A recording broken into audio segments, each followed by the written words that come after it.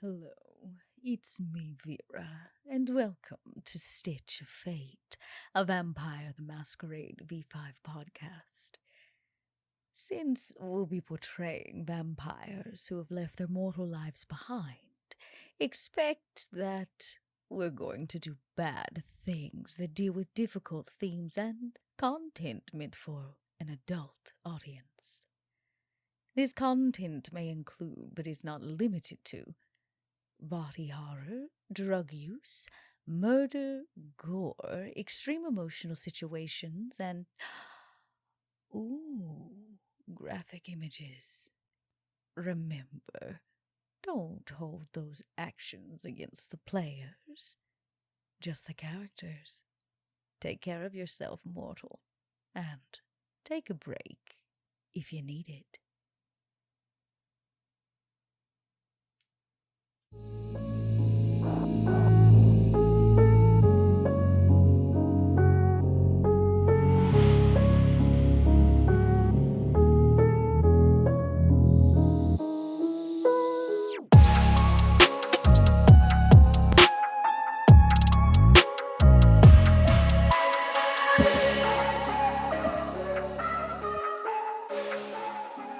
Hello, everybody, and welcome back to some more Stitch of Fate, a Vampire the Masquerade 5th edition podcast. As always, I am your storyteller, Mike Martin, joined by my wonderful players, Bub, Dot, Mark, and Josh. Hey, everybody, how's it going? Hey. It's pretty good, man. Pretty good. Can't complain. Yeah. Good. I'm glad. It's been, did we play? No, it wasn't last week. Was it 2 weeks? Weeks ago. I can't remember how long we've gotten together now for the last session, but it's been a little bit. Good to see everybody's shining faces. We got some exciting news, though. We've all been nominated for an award, but I'm going to let Dot tell you all about that. So, first off, what I'm going to say is thanks to all of you for nominating us, because all of you put forth effort and got each one of us nominated for an Audioverse Award, as well as the podcast as a whole for an Audioverse Award. If you don't know what those are, go check it out. Audioverse Awards, you can kind of Google it and it'll get you where you gotta go. But that means this month, because we've been nominated, we actually now need you to go and vote for us so that we can do that thing that's supposed to be done at the end where we win. Yeah, that's important. So, yes, please. Well, the only reason we started this podcast was to win an award. To win awards, yeah, clearly. Yeah. So, thank you all so much for that. And so, just go check it out. Make sure to go nominate for us. You'll find everything you need there. And, yeah, that's it. That's all she wrote. It's really you just go do it, y'all. Just go vote. Well, go vote in real life and go vote audios first. Go vote in real life in a few weeks or however long it is from this point on. Please, God, go vote, and then and then go vote for us afterward. It is like a stress reliever. Okay, we're gonna go quiet here for a minute. We're gonna set the tone, set the scene, and see what our coterie is up to. As the camera fades in, the background noises are nothing more than your typical New York fare. Distant sirens, even more distant gunshots, cars streaming down the street with honking horns and the chattering of people as they mill about the sidewalk. And as the camera comes down, looking at the moon down to the street level, passing Vera's club and moving away down a couple of blocks, we catch up with a singular figure, Shaun. Dressed and walking, though consistently looking over his shoulder, cautious as to make sure nobody's following, but also aware that another member of the coterie is nearby, even if he's not entirely visible. He's bringing Max right now to where he last saw the girl, the one that saw him on the street side through the window, the one that had him follow him down the street, the one that seemed so afraid of Shaun and yet so desperate to get so close. And then left. And as Shaun arrives at the building, perhaps it was a bit of a mess or confusion, or it was just a busy night and it didn't register with him at the time. But now that he stands before the building, the one where he stepped out of that dizzying portal, for lack of a better word, he realizes the building he's in front of is the one that the ghoul was killed in. Maxwell's nearby, of course. Max? Shaun hears a voice right in his ear. Is Is it just me, or does this place look familiar? That is... Oh, I can feel the spit. It's, yeah, technically, it's...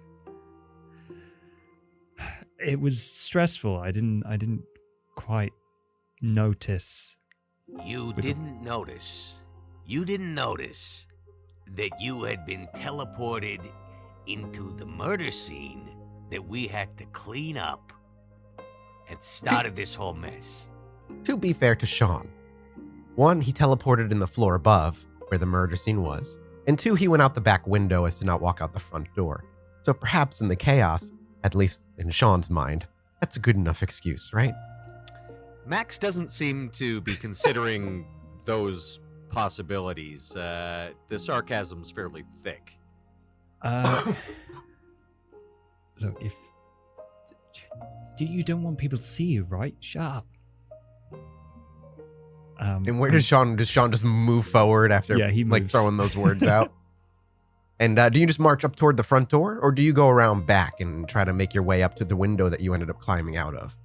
I think I'm gonna check the front door, have Sure. a peek in, and then go back round to where I climbed out of last time.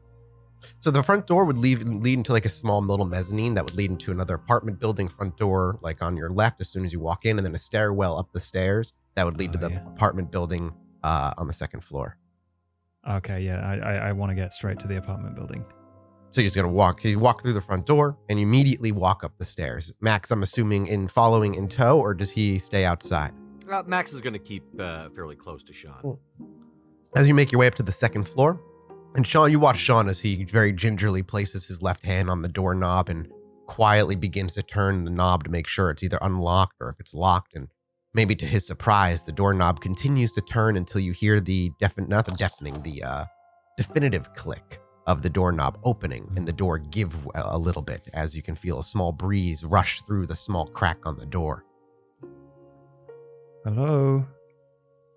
The door slowly swinging open and Shaun taking only just a step in, his words almost echoing throughout the apartment. You hear no response. A few steps inward and you see the kitchen on your right-hand side, a bedroom on your left, and the kitchen itself turns into a small living room area as well, where you remember being backed up from the bedroom by the girl. As you turn to the left, the bedroom door is open, and it is familiar looking.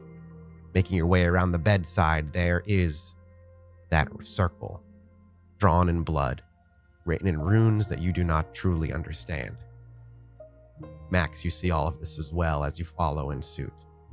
Max pulls out his sketch pad and immediately starts copying down these runes. So, this is the place, huh? Yeah, got some action here, I guess. You got some action here. Oh, look, it's a cultural difference thing. It's just kisses, okay? Okay, all right. That doesn't really sound like action. That sounds like a prelude to action, if you ask me. Well, given the kind of action that I've seen downstairs, I don't want a part of it. I don't need to hear about the action you've seen downstairs. Look. What, the dismembered body? Right, yeah. Oh, okay. That's what you're talking about. All right. Listen. This girl, she might be coming back at any time, right? You think she lives here? Does it look lived in, or does it look like dusty and... It's not that it has furniture as though there is somebody who lives here, but the furniture is minimal and almost as though you could almost seem like a model apartment in a way. It does not look touched. It does not look like someone sleeps here, eats here, lives life here. There's no pictures indicating anybody lives here either on a quick glance. I mean, she brought me here. This could go either way. I don't know whether she lives here or whether she just uses it. But let's just take a look around. If I'm going to get cornered by her again, I want there to be more people around, you know? I get you, but we need a game plan. Are we planning on just waiting for her to show up?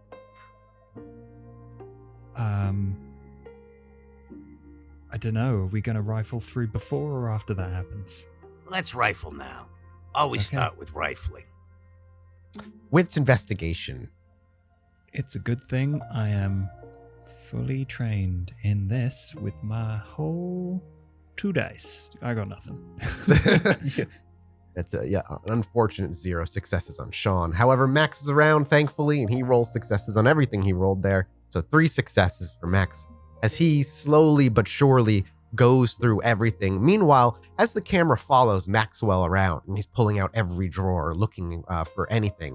And Max, as you're pulling open drawers in the kitchen, you're realizing there's no silverware to be found. As you fling over open cupboards, you see no plates and no cups being used. And in the background, we see out of focus Shaun. He's kicking a pillow. He reaches down and he pulls up the corner of the rug just about a foot before he kind of lets it go and looks to the corners, walks over to the window and looks outside. Meanwhile, Maxwell continues to, detailed, one by one, go through the apartment, and you find absolutely nothing until the very end, where you're going through the bedroom and you begin to pull apart the bed. The sheets come off, the blankets come off, the pillows and the cases come off. You lift the mattress. It isn't the fact that there's something under the mattress, but at the bottom of the mattress, there's a small 3-inch slit over by the bottom left corner of where the bottom of the mattress would be. And as Max reaches his long, spindly fingers with sharp claws in and stretches the cut open just a little longer, and he reaches in, there is an object in there. It feels metallic in nature. There's a handle, and you grab at it and you slide it out. And it is indeed a butcher's knife. Large, very sharp on feel. And as you look through, it looks clean, save one small smudge of red that's just at the tip of the knife. Okay. Well, it's always in the last place you look, right? Yeah. Shaun, you in the other room hear him say this as you've found nothing of value or note, but you've been preoccupied thinking about the kiss you had here. Mm-hmm. Isn't that because you stopped looking, mate? Yeah, I reckon so. But here's why, because I found Hokey. something. Looks like your girlfriend likes to keep a butcher knife in the mattress just in case, you know? That's a good thing it was just a kiss then. I guess so. Looks like somebody else wasn't so lucky, though. There, right there at the tip, you see? It's more knife. What is that? No. That red, that little bit of red. Oh. Well, I was gonna say paint, but like, I guess vampire shit. So Yeah, I think it's probably likely blood. Look, can you do any thin blood whatnot with this? I could give it a go. I'd need some prep time. All right, maybe we don't Take it do with that us. here. Let's take that Yeah. with us. Max, of course, has like a number of Ziploc baggies, so he just puts that, Yep. wraps it up, puts it in his coat. Here, crinkling up in the plastic bag, slide it into your jacket. Okay, Romeo. So do we wait for Juliet, or do we beat feet? I don't know, man. If you think trying to ambush a girl who can't talk is a good idea. Who said anything about ambush? We just wait here. We got some questions. Maybe she can't talk, but hopefully she can write. Yeah. Well, we know she can write. She did those blood scrawls on the wall, so... Yeah, well, hopefully she can write English, because I can't read that crap. Okay, fine. We'll wait like half an hour or something, and then if I keep my bottle, we can wait for her. But otherwise, I just want to get the fuck out of here, you know? All right. We can head home now if you want. I don't know how much good cooling our heels here is gonna do. If you want, I can observe the building. That sounds good. The Primogen was all like, "Oh, wants something from me, blah, blah, blah. I should be elsewhere, right? Now that I think of it, it's you she wants. You What, make that's- excellent bait, you know that? Oh, you are the absolute worst. Fuck that. Ah, come on. Don't you want me to think of you as a chum? Because that's Yeah, what you yeah, are. for chum. sharks. Yeah. You see what I did there? Yeah, I do, and I hate it. Come on, kid. Let's wait it out a little bit, huh? Don't you want another kiss? I'll give you a kiss, all right? And the camera will pull away, fading there, allowing them to spend about 30 minutes to an hour waiting for their stitched-lipped friend. And in that time, the camera will pan away. We'll follow it down the street as blocks blur by and streetlights pass overhead.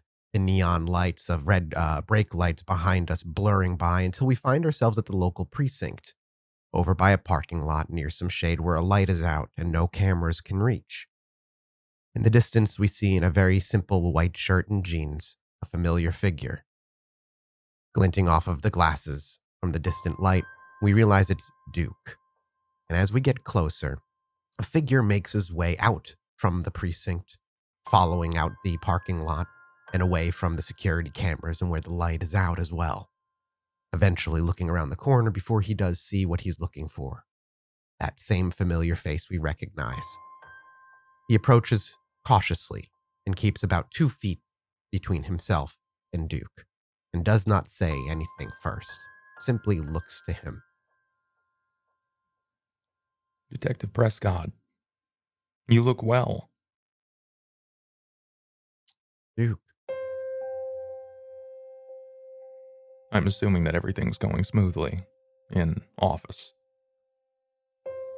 He gives you just a gentle nod. I was curious, Luther, if you had any of the paperwork that I was trying to acquire. Club, right? What was once a stadium for ballerinas, a dance hall, if you will. Yeah. He reaches into his back pocket and pulls out a thumb drive. Everything that I need is there, I'm assuming. Everything I can get my hands on. Thank you, Luther. That means quite a lot to me. He keeps the thumb drive to himself, and he gently tosses it on the ground and actually kicks it your way. It skids across the concrete and it bounces off of your rubber boot. It seemed unnecessary, Luther. I don't want to get too close to you, Duke. I can respect a healthy distance. Nothing comes free, though, Luther. Is there anything that I can get for you? You still where I can... You still in the same building I can reach out to if I need you? One and the same. Keep your ears out. My boy's running that way in a few days. By the way, Luther, I'll have news on the Russians soon. It's probably important for you to know that there will be some altercations between the Italians and the Russian mob. Is that why them it's so loud down south? I would presume as such. Fucking great. Appreciate the info and the heads up. The more I know, when I see you, the more I'll inform. Again. Boys will be down in your area in a few days. If they need something, they'll be at your doorstep. Won't be anything big. Thank you, Luther. Say hello to your wife for me. Keep her out of your mouth, Duke. And then he just turns and he leaves. Duke will collect the thumb drive and continue back to a place where he knows that there is at least a singular computer to derive this information from. Public access computer of a sort is easiest and not hard to try and hard for anybody to track any specifics to. And you make your way over to what would be a small library computer, plug in the thumb drive, and print out about 20 pages worth of information. History on this building, its construction, all the way back to prior to when it was burned down. And it was the auditorium that the ballerinas once danced in. We see Duke hurriedly put them in a manila folder and make his way back to the club with the information in hand. As we make our way back to the club with him, time has passed, and the girl has not arrived for Max or Shaun. At what point do you kick in and say no more, or do you continue to wait? Well, kid, it kind of looks like you've been stood up, huh? Suits me fine. Let's go home. You don't seem anxious for a reunion with your girlfriend. She was nice. Weird, but nice. But now there's this whole murder thing. You don't think that's reason to be anxious? Could be. But she could have killed you before, and she didn't. I'm not so worried about me. No? She likes me. I can take care of myself. Yeah, I know you can, man. Except when Vera takes care of you. Let's go home. You leave Vera out of this. I was just saying, it's... Never mind. Don't worry about it. No. Say what you were gonna say. I'm 30 years old, technically. And, like, it's not super weird for someone to still be living with their mum when they're 30. But when they're 300... Vera ain't my mom. She's my friend. She ain't my sire. I already took care of that, or so I fucking thought.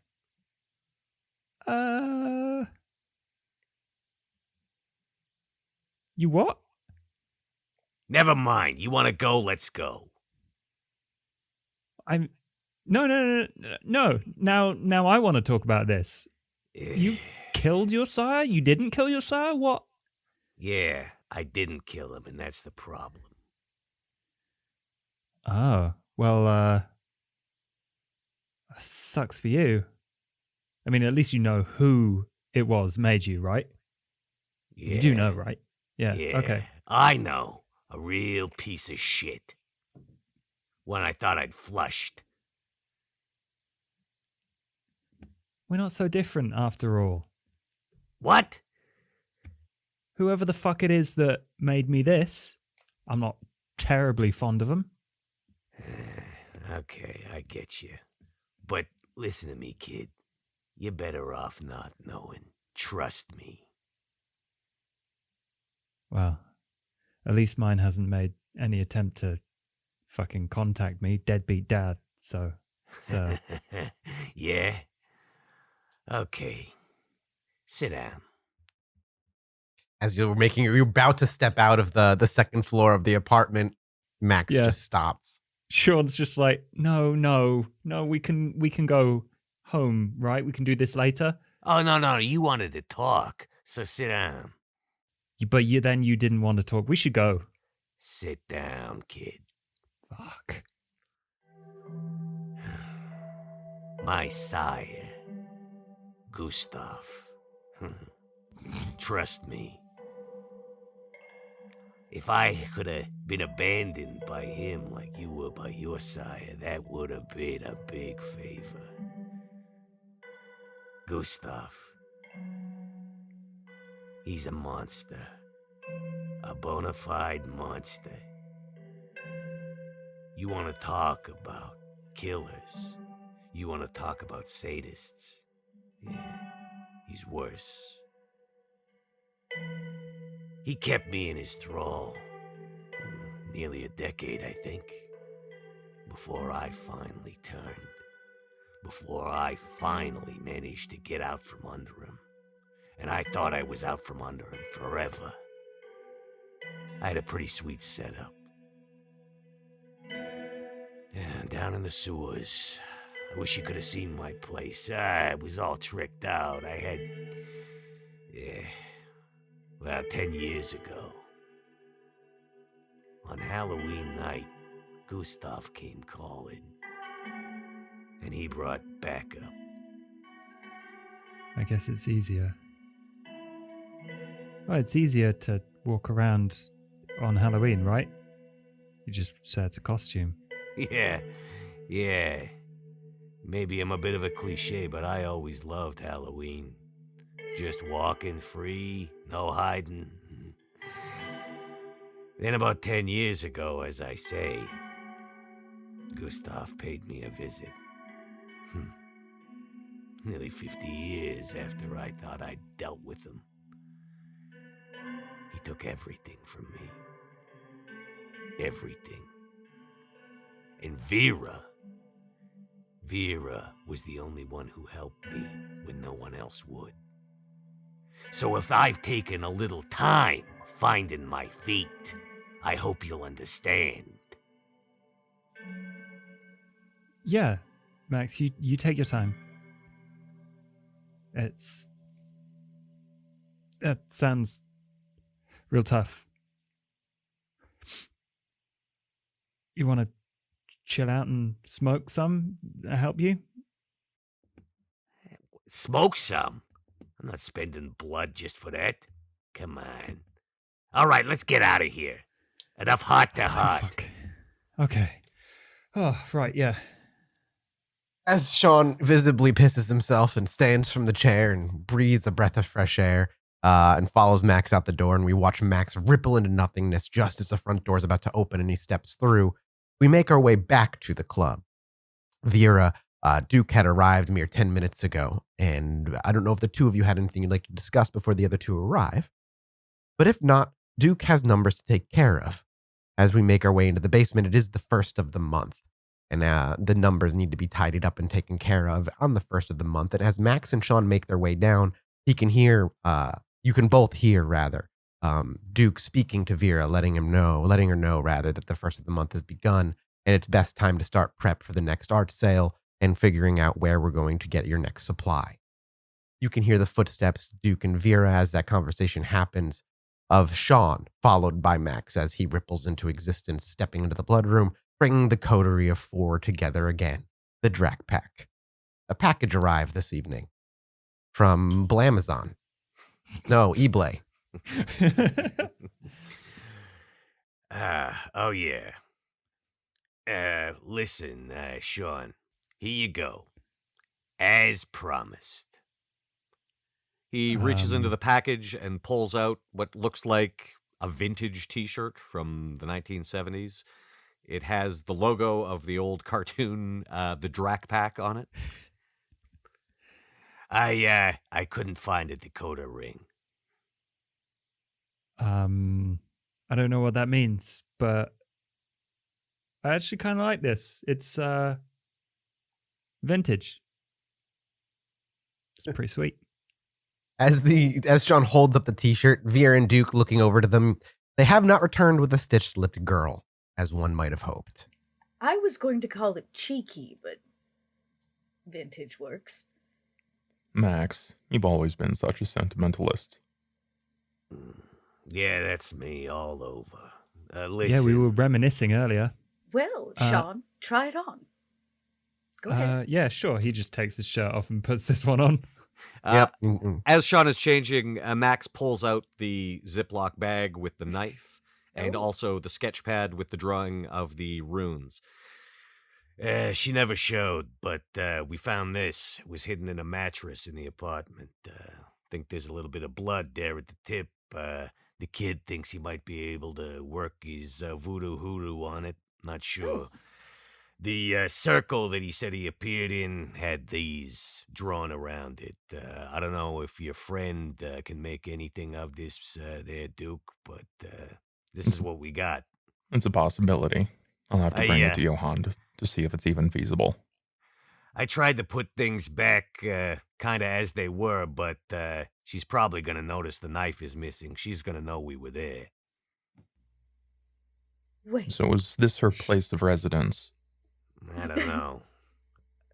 It looked more like, I don't know, maybe a place to flop. I don't know if she's staying there. Didn't seem very secure if it's a haven. It's also the place where the dead body we found was? Yeah, that's, I kind of buried the lead there. It's the same building the ghoul was living in. The prince's ghoul. Yeah, the dead guy.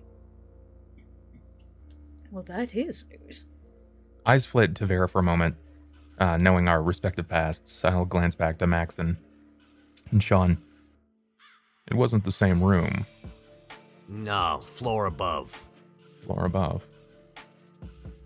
And where was the apartment in relation to the apartment below? Was it directly above, or The apartments are not mirrored 1-to-1 above and below. So the apartment, the bedroom below would have been like, it's not the opposite in my mind. It's like back into the left a little bit further. So it's just like disjointed by a room, basically.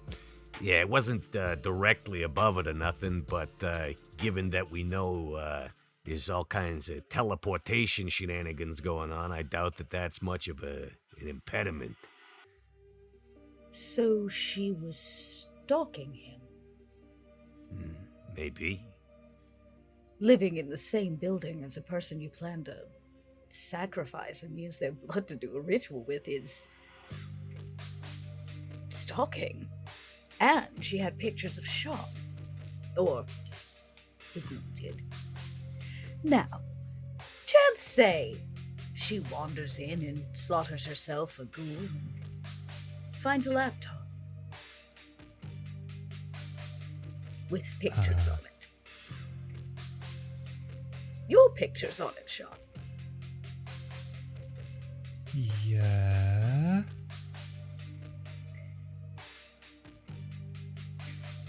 What? Just saying.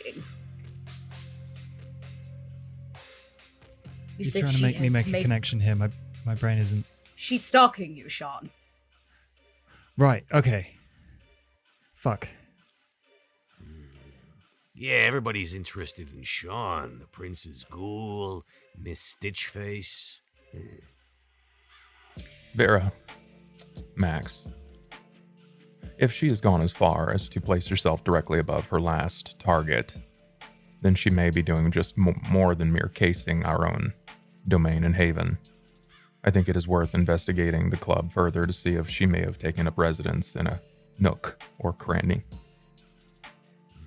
Okay, I'll look in the nooks, you look in the crannies. Yes. A thorough sweep of our domain would be a good idea. She was just living atop the last one she killed, so she won't be too far from here if Shaun's around. Shaun, remember when I told you to stop dealing on the streets? Yeah, I would many like you times. to ignore that. I'd like you to spend as much time as possible on the streets. Yeah, She will show alright. up. Okay. Well, I think, honestly, that's sort of what I was going to do anyway, so that fits. Then you be the best little Shaun you can be. Great. I'm probably also going to be pretty well placed to like spread little rumors about our Italian friend that way. So, 2 birds, 1 stone, 1 Shaun, 1 Stitch Lip Girl. And a gold star for Shaun.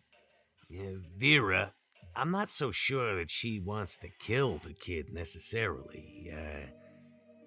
I think if she wanted to, she would have done it when they were alone. It's true. She's trying to tell you something, Shaun.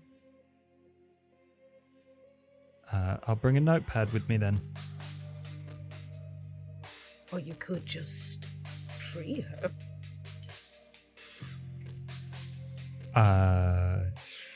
If she could talk, surely I guess scissors and a notepad. We'll see. Yeah. Yeah, but make sure you get those little bandage scissors, because, the safety kind. No idea what you're talking about. The bandage scissors, they got the little thing on it. You cut through, and then you can cut stitches without cutting the person, Shaun, it's a smaller hedge. It's designed to not injure the wound further. Okay. I'm gonna go now. As Shaun awkwardly stands from where he was sitting, realizing now how the 3 of them are using them like master fishers and he's nothing but bait, he walks away, awkward, nervous, and not entirely sure what his next move is going to be. Max will shout after him, "You look good in that shirt, kid." Cheers. So would you? We need matching ones. Oh, do they do dressing gowns? No, I don't think they only did T-shirts back in the 70s. The merchandise industry wasn't what it is now. It's Perhaps baby's afraid to grow up. We can look into getting you a onesie, Shaun. You look at me. Do I look like I've not ever worn a onesie before?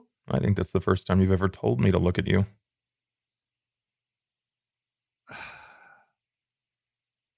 And your gaze is still as rock solid as ever. I am actually going to leave now. Fuck you all. Goodbye. And Shaun walks out, cursing the name of the three of them. As the camera will linger with the three for a moment, you watch as they scour the club over the course of an hour or so, making sure that no one is living in any nooks and or crannies. And to everybody's, relief, there is no evidence of anybody living in your club that you are not aware of. Duke, you tend to get into people's minds. And you're rather good at it. Yes. I'd like you to simmer on this girl. We need a motive. Why Shaun? And more importantly, what does she really want? It doesn't seem, as Max said, that she's on some killing spree, or she would have already, killed Shaun. I'll try to draw some lines to see what I can discover to cross. But I'm concerned specifically for Shaun because while we may dangle him as bait, he needs a form of protection. Max, I have a feeling she will be back. Yeah. This girl. Yeah, I'd say that hunch is going to pay off. I have an idea. Oh? It just hit me. Why don't we actually endanger Shaun to see how sincere she is about his protection? Oh. Even better bait. What are you thinking? Sicken the Italians on him? Not quite. Something a bit more authentic. What's scarier to a drug dealer? A life of crime and being pursued, generally knowing every day that you could wake up to be shot, or that you could be imprisoned with a million other junkies that can't quite get their fix. Here's the thing. We don't actually have to endanger Shaun. We just have to assure she believes he is in danger. That was my thought. Right, so are you saying maybe we got some contacts in law enforcement? I do, actually. It's someone that I've been watching for a long while. A very strong up-and-coming detective that will be by the club in the next few days. Oh. Okay, so what's the play here? We sick your pet cop on Shaun, but it's all for show. Yes, all for show. Okay, I can stake it out, be in the area, see if she makes a move, shows her face. Do we tell Shaun? It's probably better that it's more authentic, right? Authenticity matters. If she smells that it appears to be staged, she will likely not take the bait. I mean, he's not gonna like it. He's probably gonna be a little cheesed off at us.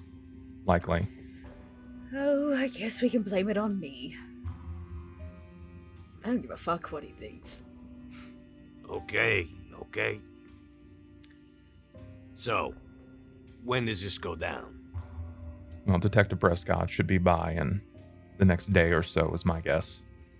I've been working with him for a few years, tackling a few of his cold cases. It's a hobby of mine.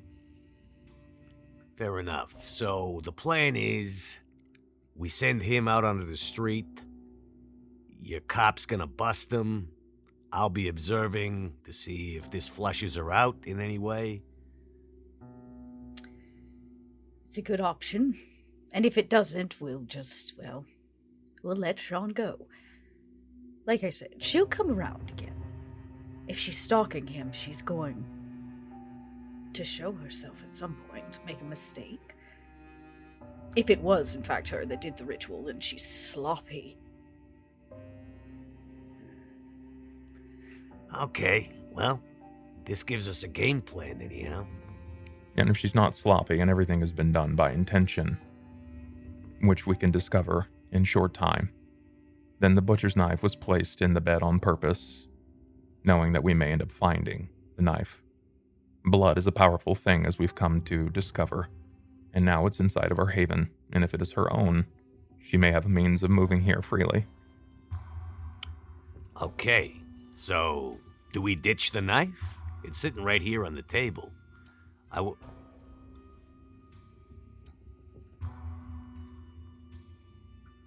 It's been a short time since I've heard from Johann. I think it might be worth moving this blood to him so that he could perhaps locate, or perhaps even larcen.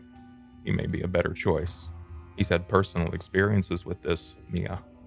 It might be worthwhile. Okay, here you go. Was gonna have Shaun take a look at it too, but, what do you think? I'll lean to the derivative of you two, whatever you think is the best here. It might be good to, keep this in-house, as it were. And we are using Shaun for bait. The least we can do is let him have a little fun with the leftover blood, huh? Okay, that still leaves us the problem of this knife being in the haven, so I'll take it to him, he does his stuff, then where do we ditch it? I may be able to pass it off to my detective friend to possibly print the knife to see if it could correlate to any additional cold cases from the past. Might be of interest. Yes, but outside of the haven. Think cleverly about this.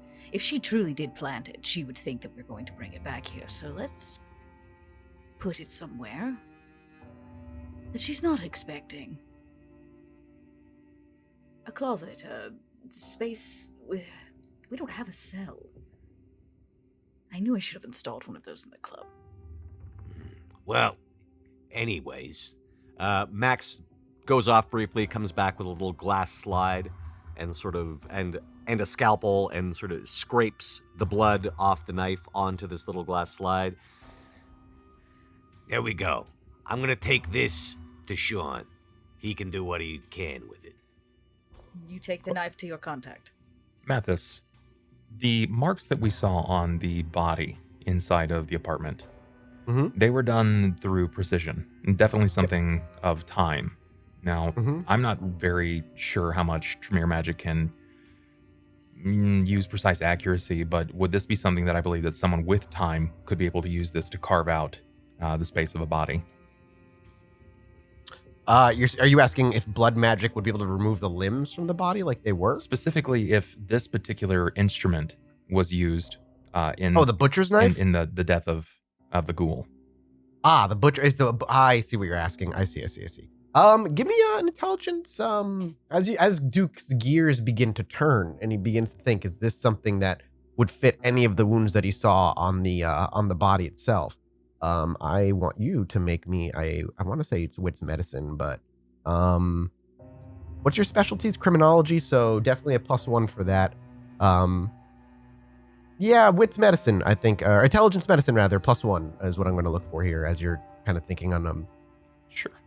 With 2 successes, Duke, you wouldn't say that the limbs themselves would have been caused by this. The limbs themselves would have been sloppier if they used a butcher's knife trying to hack through bone and whatnot for the limbs. However, the wounds for the head, while definitely not the skull, the very clean slit across the top around the dome, around the crown of the head, this would have at least given a nice clean slit around. It seems to have maybe fit that wound specifically. Max, I do believe that this was an instrument used in the death of the ghoul. Makes sense. I wonder if she may have kept something a prize, something that she might view as important to that death.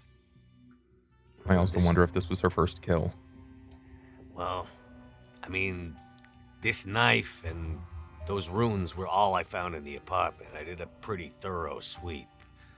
I mean, we are assuming that she's kindred. And what I found in the apartment would seem to correlate that there was no dishes, no food, no silverware, any of that stuff. I think that...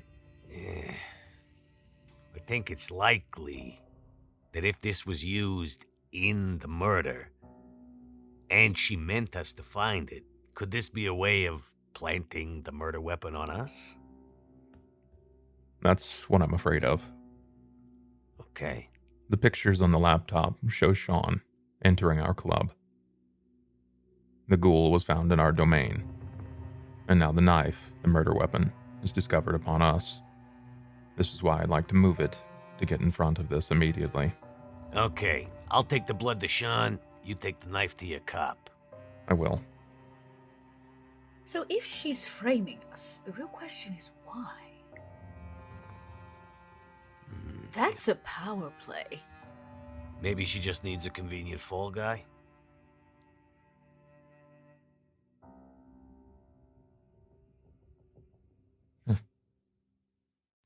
Oh, I'm tired. And Bear, slouches into a seat somewhere.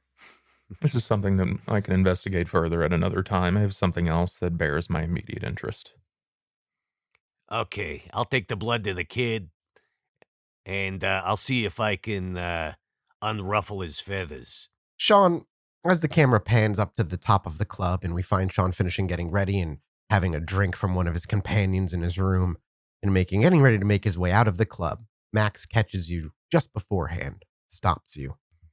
Hey, kid, here's the blood Yeah? from the knife. You want to see what you can do with that? Yeah, well, lucky for you. That's exactly what I was preparing for. So, let's give it a go. I've tried it before. It's really, really difficult. So Nah. if it doesn't do anything, then don't be surprised.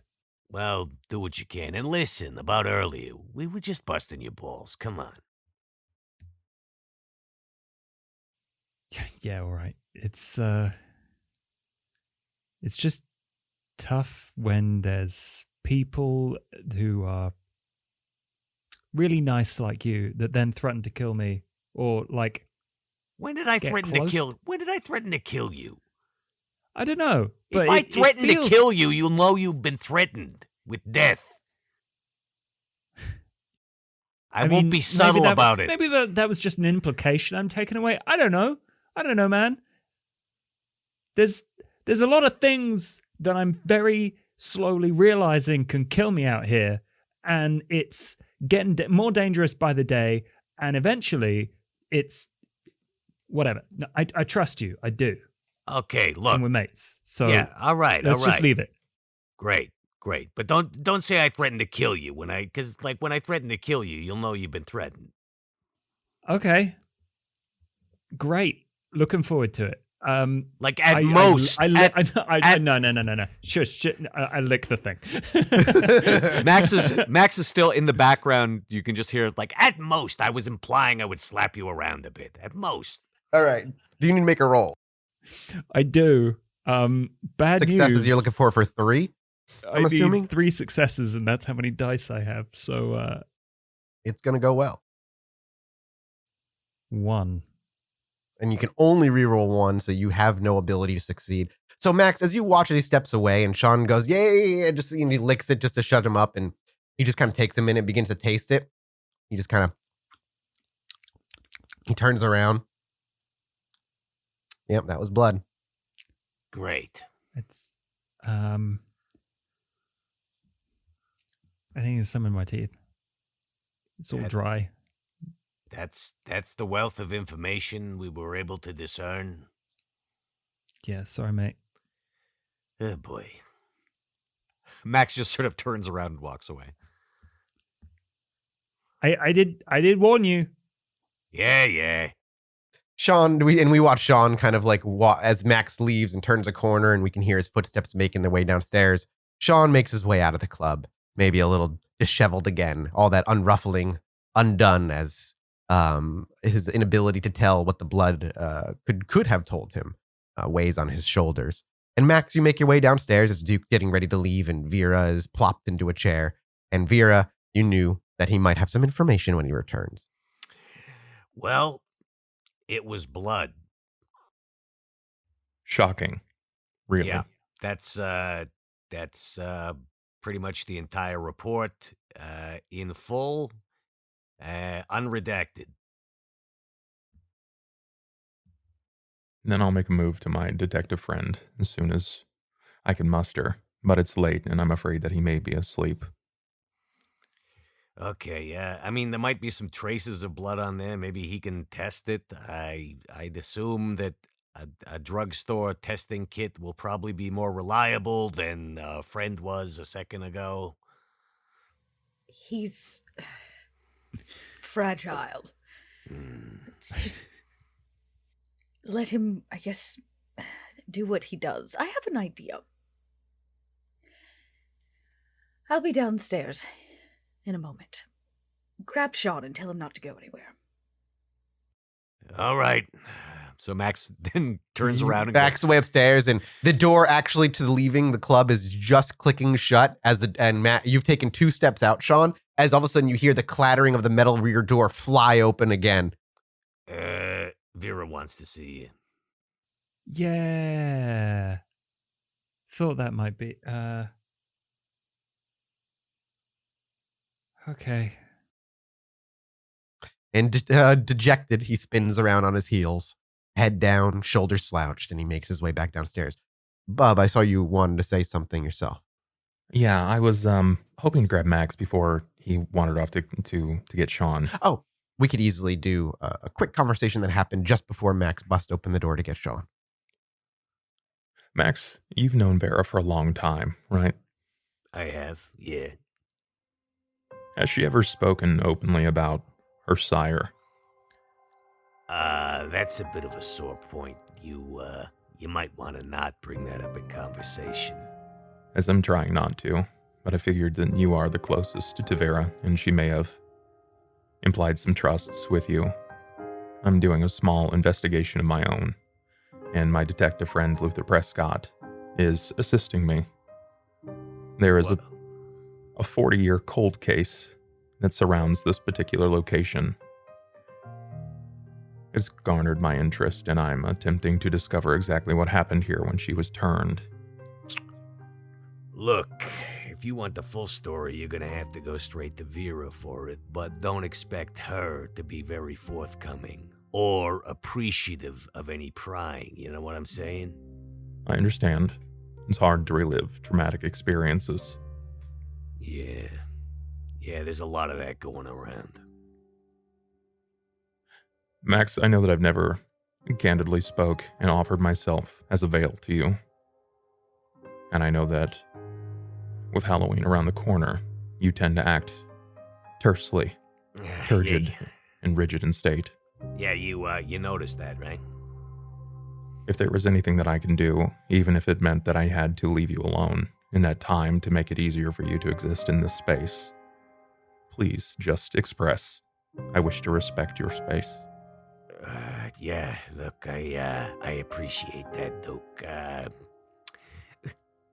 It's kind of a hard time of year for me, you know? Bad memories. I won't pry. Good. See, you don't. Look, I gotta grab the kid. And we see Duke quietly step away, and the door flings open, and the interaction between the two happened as everybody makes their way down to the basement of the club. Vera being the last to arrive, of course, after another 10 or 15 minutes pass where everybody's gathered. She wears a very long trench coat. And has no mask or hat or veil. Her hair is down, and she removes the trench coat to reveal a rather scandalous and tacky outfit. Like, club girl to the max. It is so opposite Vera, like total streetwalker. And she goes, Shaun, we're going for a walk. Oh, damn. Okay. And I like loop his arm. I was like, what better way to catch a stalker than to make her jealous? Oh, no one's going to believe that we're together. I'm way out of your league. It doesn't matter. Jealousy is blind. Yeah. All right then. So, I assume You you're gonna can want walk. you're gonna want me trailing at a discreet distance there. It would be ideal. You got it. I'm afraid somebody may attack Shaun on the street and I'd have to protect him. Come on. I like loop his arm. And as Vera loops his arm and tugs Shaun once, and he moves forward with kind of a large step and catching up with Vera's pace, we watch as they march out the back of the club and blend into the streets. But that's where the screen will fade to black, and we return next week with some more Stitch of Fate. Goodbye, everybody.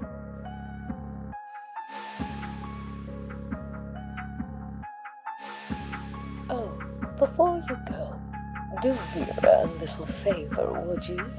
Break out that Masquerade breach in your pocket and follow us on Facebook and Twitter at Pod by Night or Stitch of Fate. Make sure to leave us a little 5-star rating and review, would you? And if you don't, well, I guess I'll just have to send Max after you. Special thank you to Kimberly and Sean Casey for sponsoring this podcast. Stitch of Fate wouldn't be possible without your incredible kindness and support. You sure know how to rouse our blood.